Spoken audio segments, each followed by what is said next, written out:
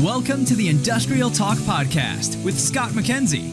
Scott is a passionate industry professional dedicated to transferring cutting-edge, industry-focused innovations and trends while highlighting the men and women who keep the world moving. So put on your hard hat, grab your work boots, and let's go.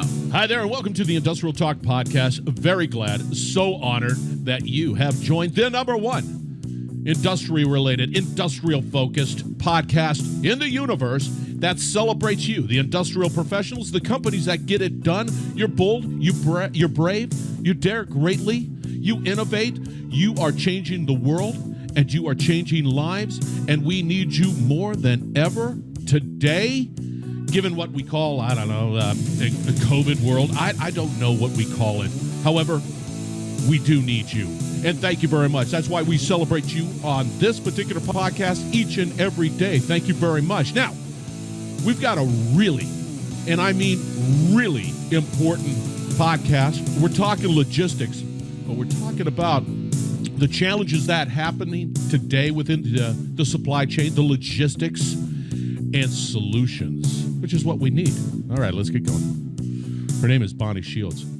She's with a great company called CAP Logistics. They're out of Denver, and they're wonderful. And, you know, it was interesting when we were having this conversation because I've been harping on, right? You need to collaborate because you don't have all the answers, and you need to collaborate internally and externally to get those answers to be successful going forward. That's one. Two, you need to innovate, not just from a technology point of view, but every part of your supply chain, your logistics strategies, your human capital, human resources, talent, whatever, all aspects have to be looked at from the goggles of innovation. You have to learn. You have to educate. You have to keep on learning and consuming information that helps you and your company be more resilient, succeed in this new world. And then you've got to do it with a sense of urgency and speed, right? You've got to take action today. Do it today. And then you're going to have to make mistakes, because if you're not taking action, you're not making mistakes, right? Because you're just going to have to get back up, do it again. We depend on you. And so we have this interview today with Bonnie Shields. And one of the questions that keeps coming to me from many industrial professionals, companies, is just, what do we do? The supply chain, I source my products from other locations, but boy, that has just changed dramatically. I don't have the ability to be able to comprehend the challenges going forward.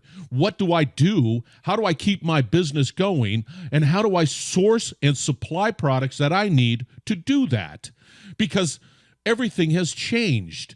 Do I continue to source from Asia? Do I shift some of my manufacturing sourcing solutions to Mexico?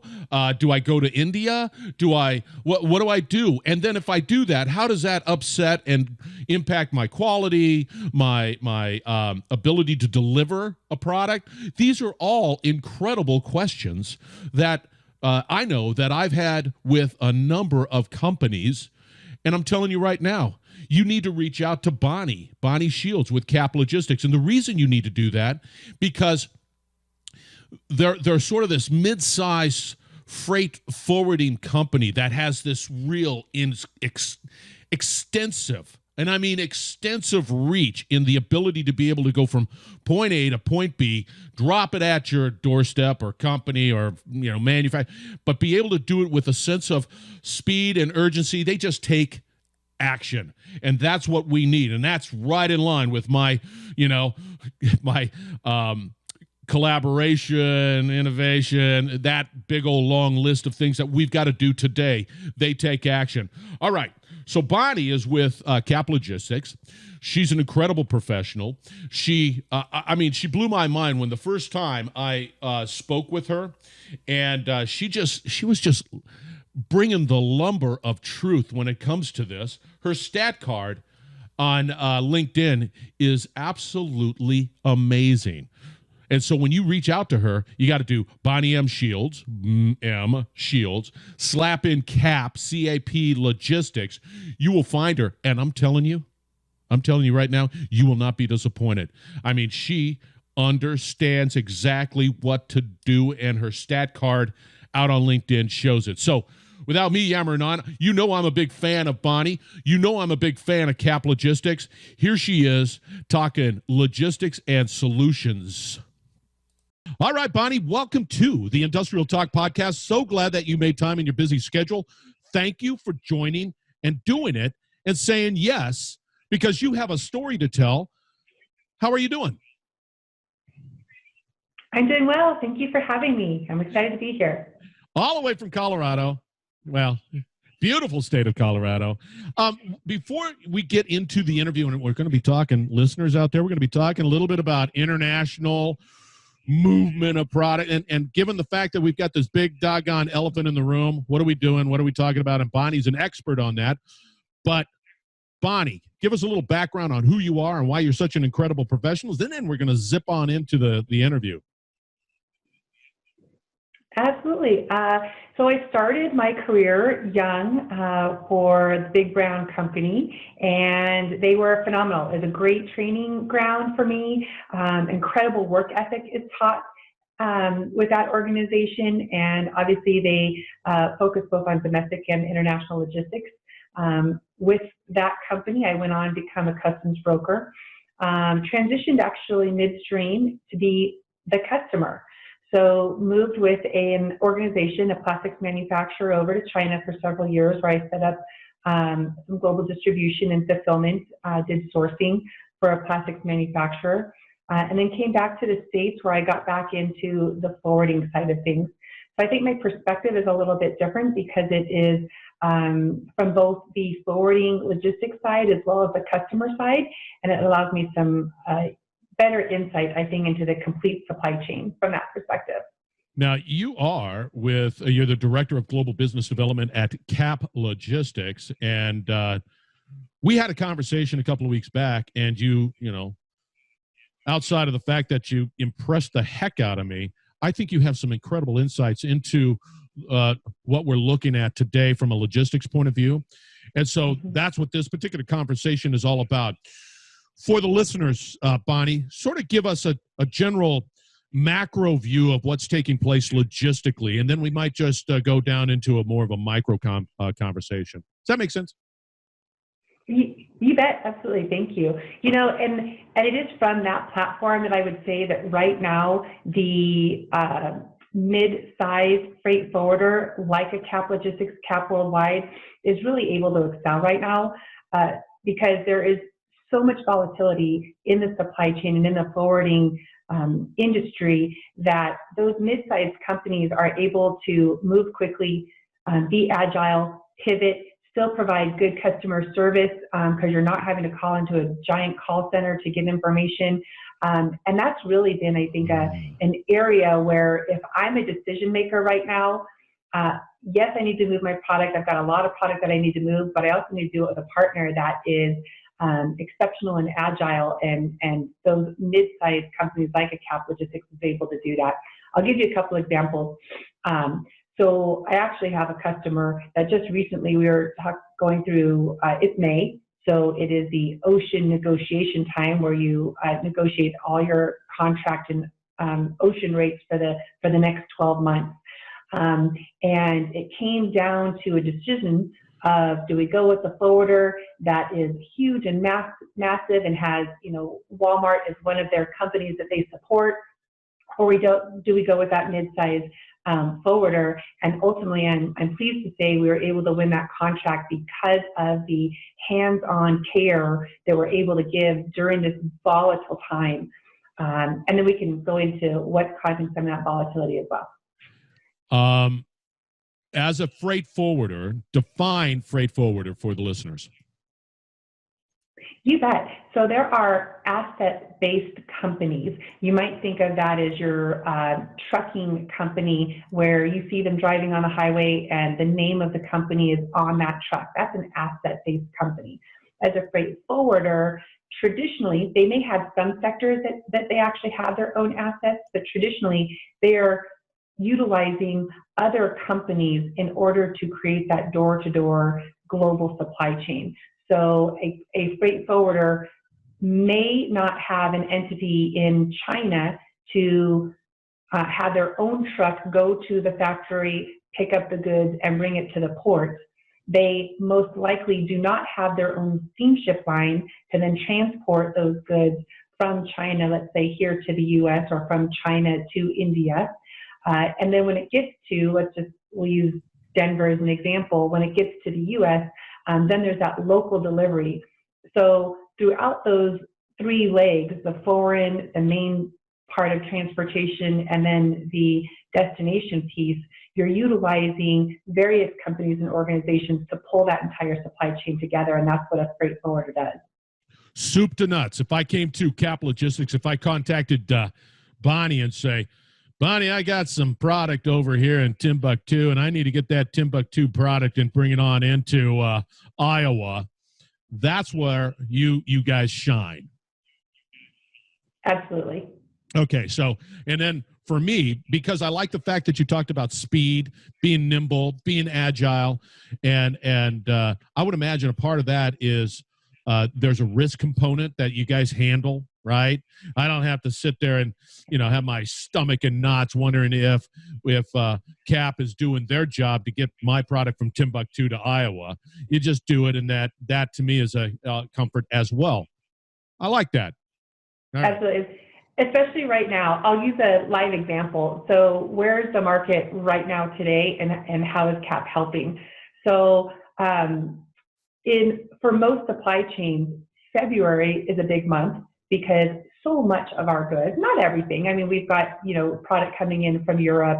Obviously, as a country, we also export. But for a lot of our retail sector, a lot of that is brought to us and they're imported in. And traditionally, a majority of that is imported from Asian locations. So February is a big month because you've got an Asian holiday in there that pretty much shuts down all of China specifically for anywhere from about a week to 4 weeks, just depending on the factory. Yeah. Chinese New Year. So everyone loads their supply chain for that. They know it's coming. That's been great. It's been stable. It happens every year. So February happens and Chinese New Year happens. Okay, everything stops. Then everyone's expectation was that coming out of February, beginning of March, it's, all hands on deck, start producing product, and the supply chain kicks in again. But what happened this year was coronavirus hit China heavy in March. So those factories did not start again. So all of March, no production. Then what happened is come April, they're starting to get over their wave. Factories in China start to do a little bit more business. It's been slow going. And only now, probably in the last 2 to 3 weeks, did you see those Chinese manufacturers really kicking it into high gear and coming back to anywhere from 80 to 100% normalcy. So now you've had almost 3 months, a full quarter, where product wasn't getting made, it wasn't being brought in, and everyone here in the States is in crisis, right? So what did that do to the market from a logistics perspective? It wasn't immediately, good. And we're still not out of the way. So yeah, it's been a little crazy. And I'm just going to put some numbers to that for you. So as soon as the market started opening up, there was also a shift of product. You weren't seeing hair dryers and electronics being exported right away. You were seeing PPE, personal protection equipment, masks, ventilators, hand sanitizer, whatever could be had. That's the product, and that's what took the forefront here in the last 4 weeks. As a result of the U.S.'s need and competing globally with other countries' needs to get that product out of China, rates from China here into the U.S. back before all of this craziness was maybe $2 a kilo to get something brought in. Rates still to this day are currently as high as $18 a kilo. I mean, it's absolute crazy. So we're paying that massive logistic dollar to get our product in right now, and most companies can't bear that when you start thinking about that rate for the traditional hair dryer or the electronics. that wasn't built into their cost of goods. So that product's still sitting on the wayside while all this personal protection equipment's brought in. We're just now starting to see the market level out with that. So all of that came into the air, which, mind you, if you were to have a visual right now of LAX airport, it's insane. So there are planes backed up on the tarmac. This picture, the situation has really got so many little attachments to it. So normally, product would come in to LAX, a plane gets unloaded, within 4 hours, those goods are made available for pickup. That's how quickly and efficient our supply chain had gotten to. Now, because to your point, we were talking a little bit earlier, even just to come into the warehouse to do work, you've got to have a mask, you've got to take your temperature, there's a questionnaire. To some extent, warehouses are trying to keep that social distancing rule in effect, even throughout the supply chain. So how do you unload a plane, put inventory away when everyone's trying to stay 6 feet apart? I mean, there's some real labor challenges there with that, especially when you had all those people off work for the last 5 to 6 weeks when there was no product coming in. Right. So there's definitely been some challenges both on the labor side. Now that the airport's crazy, it's getting backed up because it's a little bit slower to go through all the mechanisms to unload a plane. Yeah, and so normally I might have product from LA. I had a plane that left Shanghai, landed in LA, made all that distance in 1 day, in less than 24 hours, and yet 9 days later, still sitting in LA, trying to get that plane unloaded and the goods made available to do the local delivery that used to take me maybe 6 hours. So we're still very bogged down in the air environment, although we're starting to hopefully turn that corner. And we'll transition that now to ocean here in a second. But I'll take a break and let you ask some questions. I don't even know where to go. I'm my ears are bleeding because what you're talking about is just absolutely amazing. So it's just a queue. I'm stuck in LAX because of inefficiencies, backed up assets that I can't take your plane because I've got all these other planes that are ahead of you in the queue. And then, of course, my workforce is as inefficient as I possibly can be. And it's just,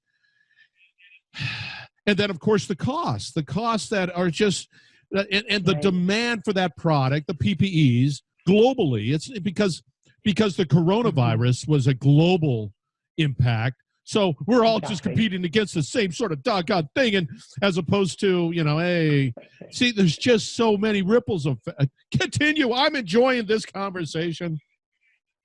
Sort of. It really is crazy, and so I it's chaotic, but it is fun. So it's interesting because I really loved, I think, the sense of community for sure that this situation has brought to everybody. So when we talk about heroes in the medical field, absolutely, yes. We now start to see some communication. Our UPS drivers and FedEx drivers are heroes out in the community. But it really goes beyond that. It is the grocery worker. It is the warehouse worker. It is everybody who is still, sure, they've got their own independent reasons. They've got to show up for work because they have a mortgage to pay. But at the same time, they're really going through a lot of risks and a lot of extra effort right now in order to just help keep our domestic economy functioning and to keep all of the goods moving as is necessary. So it really is a huge shout out to everybody operating within the supply chain. And I'm going to interrupt just real quick.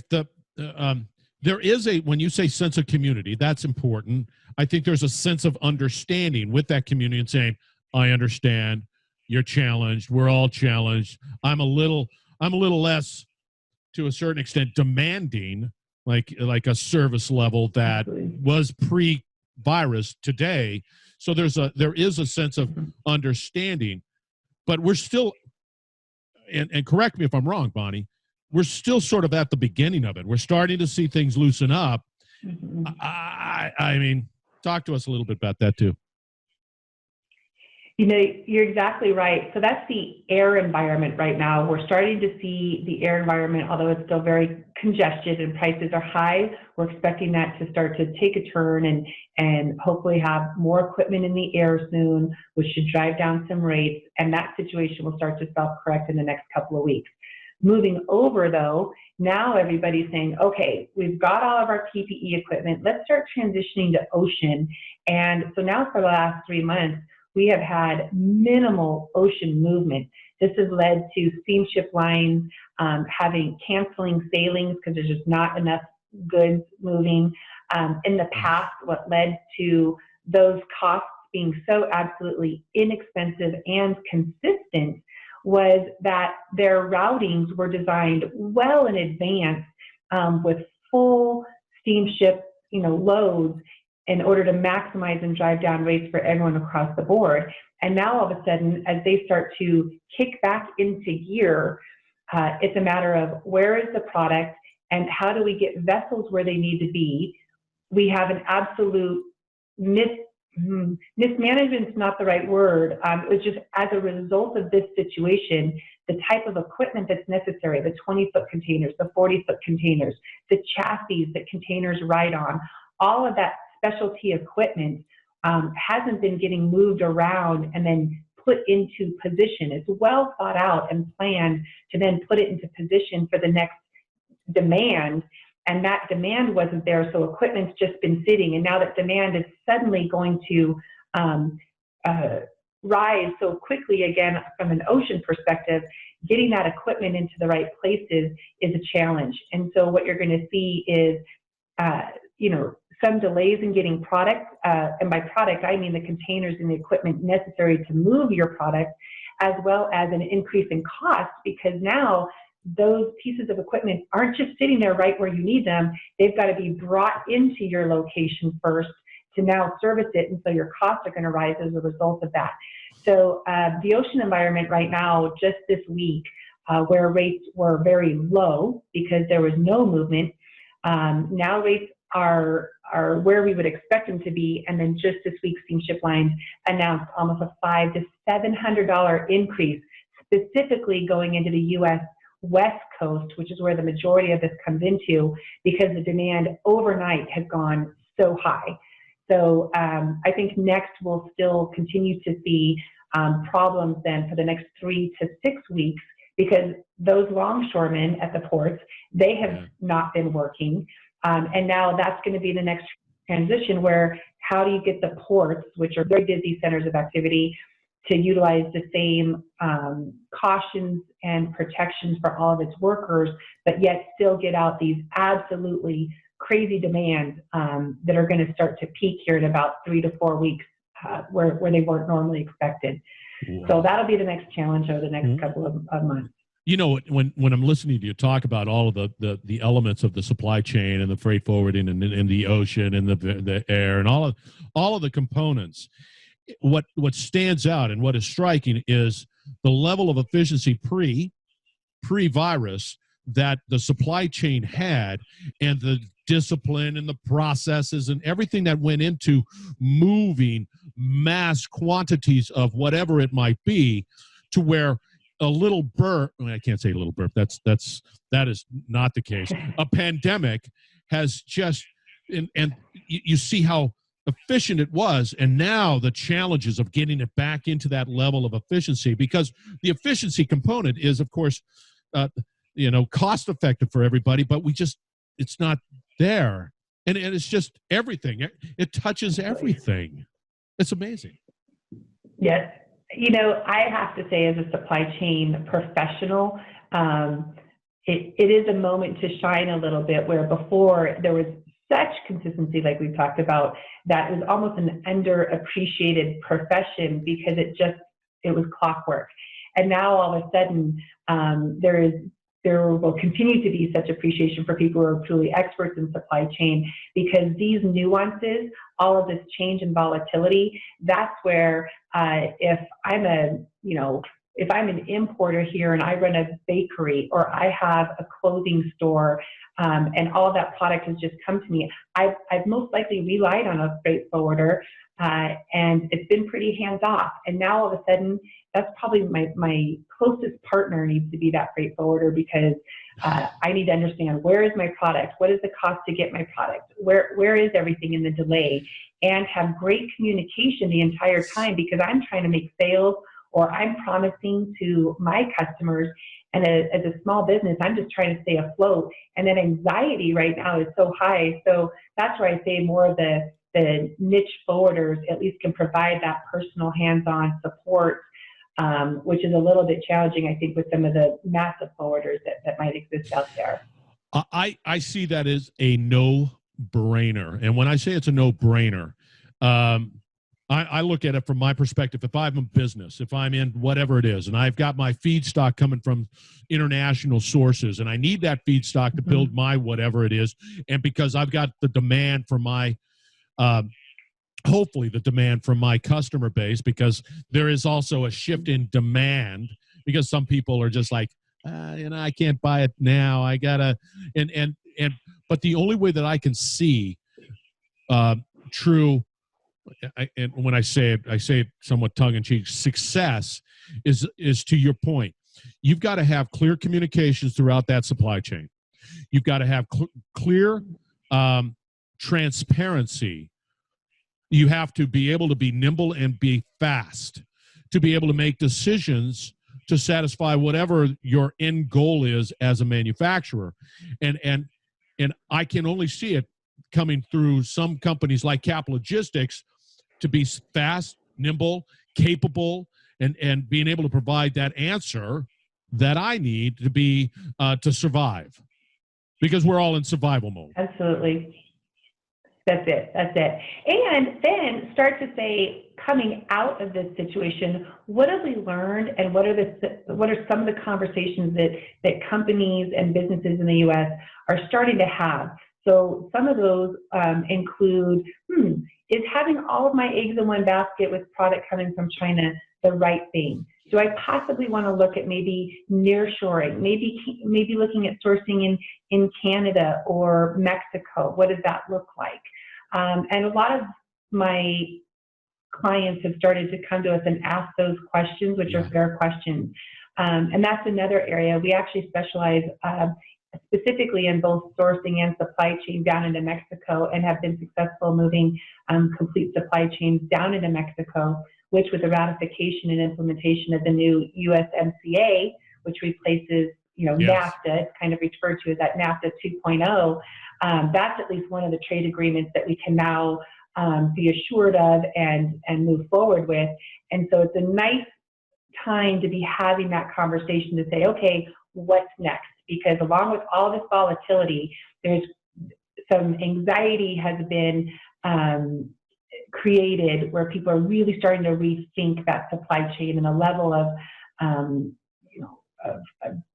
security that may or may not exist when everything's supplied from China. And again, to your point, for me, I preach collaboration, because I don't think companies can be this sort of silo vacuum sort of view of the world, because the market has changed so dramatically. So you might have a little piece of a solution, but what does that whole look like? And it requires collaborations with companies like you and Cap Logistics to be able to then realize that the majority of my product came out of Asia, right? And now I realize that has a high risk profile given the pandemic. It may not in the future, who knows?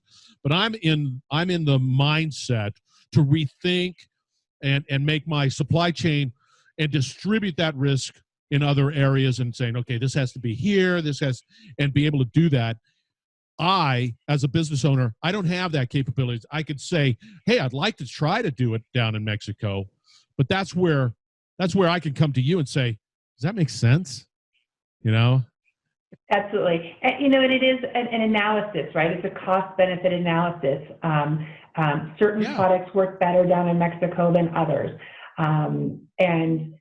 There's still continuation of the Chinese tariffs that are in place that'll probably kick back in. A lot of the exclusions that were allowed to be had for the last couple of months will start to wear off. in around August, September timeframe, which means those additional tariffs on Chinese goods will start to impact them, and people feel that. So although Mexico may not in the end be the answer, it's certainly the best time to be having that conversation. And we go through a complete cost-benefit analysis of your products. Maybe certain products work and others don't, or a certain model of your product might work, whereas others might not. But it's worth it to have that conversation. Yeah. One, for your sanity. You don't, as a business owner, want to just continue with this angst of, oh my gosh, I have no choices. We'll partner with you to research it, vet it, and you can at least understand if you're making good business decisions. See, and that's a real good point, because I'm once again, I got my business hat on. By the way, this is Bluebird's Light. It's an organization out of Denver, Colorado that makes inclusive parks. Great organization. There it is. And so I've got my business hat on, and I'm thinking to myself, I've got this 5-alarm fire here, this 5-alarm fire here, everything's sort of a 5-alarm fire. What can I do in that whole, decision tree to be able to hand off and have somebody deal with that fire, which I don't have to, I can focus on the real 5-alarm fire that makes sense and be able to shuttle some of that decision off to companies like Gap Logistics. Absolutely. And we're going to work with you to do that analysis to see if it makes sense for your organization. Yeah, I think it's a no-brainer. We have to wrap this up, unfortunately. I can talk for hours and hours, but I don't think people would want to listen to me and you talk for hours and hours. But anyway, it's good. It's good information. Are you active out on, I'm looking at your stat card out on LinkedIn. Are you active out there? Yes, absolutely. So her name is Bonnie, Bonnie, M. What does the M stand for? Michelle. Okay. Shields, Shields, Director of Global Supply Chain with Cap Logistics. And I would imagine that there's a couple of Bonnie Shields out there. So just put a comment in there, Cap Logistics, that's CAP, and then logistics after that. You'll be able to find her and reach out to her, because I think she has great answers. How's that? You do? Yeah. Thank you so much. We'd love to help anybody. Go ahead. I was going to say, it's been my lifelong career, but it's because there is such passion for it. And it's exciting times to be in supply chain. So really look forward to helping anybody. All right, reach out to her. She's there. She's open. And she's got a massive stat card out there on LinkedIn. Listeners, everything that you need to know about Bonnie and Cap Logistics will be at industrialtalk.com. But we're going to wrap it up on the other side, so don't go away, because I know when you go away. So stay tuned. We're going to wrap it up on the other side of the Industrial Talk Podcast. You're listening to the Industrial Talk Podcast Network.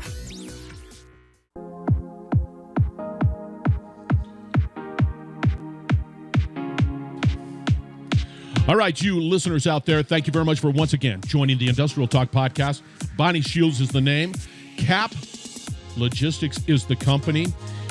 They will, without a doubt, be able to satisfy your supply chain, your logistics need, especially today. You got to reach out to them, go out to her stat card, find out more. You will not, and I mean you will not be disappointed. Okay, again, collaborate. You do not have all the answers. Collaborate internally, externally. You can collaborate with me. I'd be more than happy to help.